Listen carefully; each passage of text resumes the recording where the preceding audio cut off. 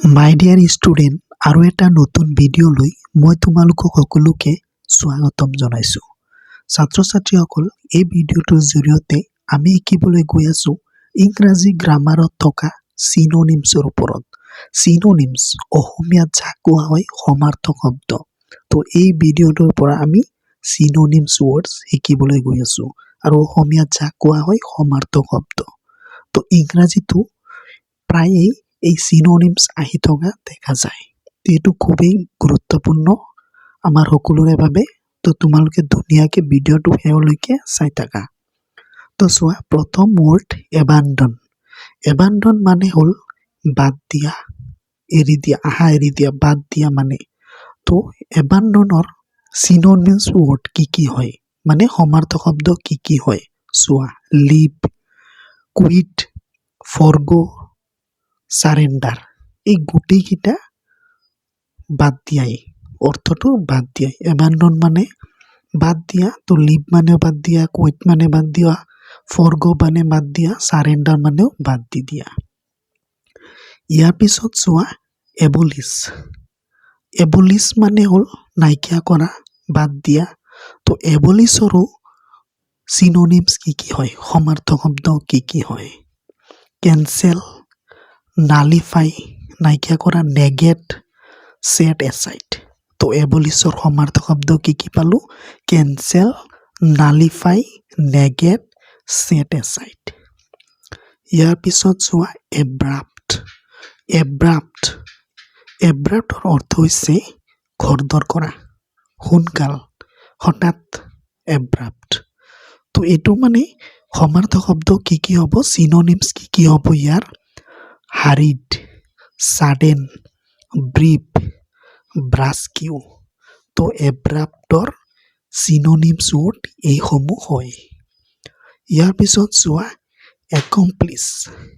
একমপ্লিছ মানে প্ৰাপ্ত, ঠিক আছে। তো একমপ্লিছৰ চিনোনিমছ কি হয় চোৱা। এচিভ, এচিভ মানেও পোৱা, প্ৰাপ্ত কৰা। এটিন, এটিন মানেও প্ৰাপ্ত। গেইন মানেও পোৱা, ৰিচ মানেও পোৱা। তো একমপ্লিছৰ চিনোনিমছ এইসমূহ হয়। ইয়াৰ পিছত চোৱা এবষ্ট্ৰেক্ট।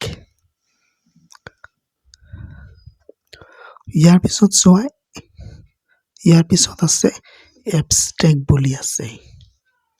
তো এবষ্ট্ৰেক্টৰ সমাৰ্থক শব্দ কি হয়, হাইপথেটিকেল, থিঅৰেটিক, অবষ্ট্ৰাছ, এবষ্ট্ৰাছ। তো এবষ্ট্ৰেক্টৰ সমাৰ্থক শব্দ হাইপথেটিকেল, থিঅৰেটিক, অবষ্ট্ৰাছ। তাৰপিছত আৰু এটা চোৱা এবচাৰ্ড।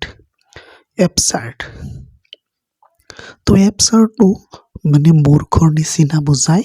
তো এবচাৰ্ডৰ চিনোনিমছ কি হয় চোৱা। ফুলিছ, ইডিঅটিক, চিল্লি, ইনচেন। মূৰ্খ, পাগলৰ নিচিনা আৰু এবচাৰ্ড। ইয়াৰ পিছত চোৱা এবাণ্ডেণ্ট। এবাণ্ডেণ্ট মানে হ'ল প্ৰচুৰ পৰিমাণে, বহুত।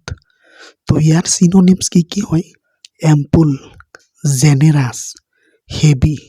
এম্পুল মানে বহুত আছে, জেনেৰাছ মানে এভেইলেবল বহুত আছে, হেভিও মানে বহুত আৰু। তাৰপিছত আৰু চোৱা এক্সিলাৰেট। এক্সিলাৰেটৰ সমাৰ্থক শব্দবিলাক কি হয়, হেচেন, হাৰি, কুইকেন। এক্সিলাৰেট মানেও সোনকাল, খৰধৰ। হেচেন, হাৰি, কুইকেন এইসমূহ হ'ল এক্সিলাৰেটৰ সমাৰ্থক শব্দ, চিনোনিমছ। একিউমিলেট। একিউমিলেটৰ সমাৰ্থক শব্দ এগ্ৰিগেট, এমাছ, কালেক্ট। একিউৰেচি, ইয়াৰো সমাৰ্থক শব্দ চিনোনিমছ কি হয়, কাৰেক্টনেছ, একজেক্টনেছ, ট্ৰুথ। একিউজ। একিউজৰ সমাৰ্থক শব্দ হ'ল এৰেইন। এৰেইন, চাৰ্জ, এলেছ।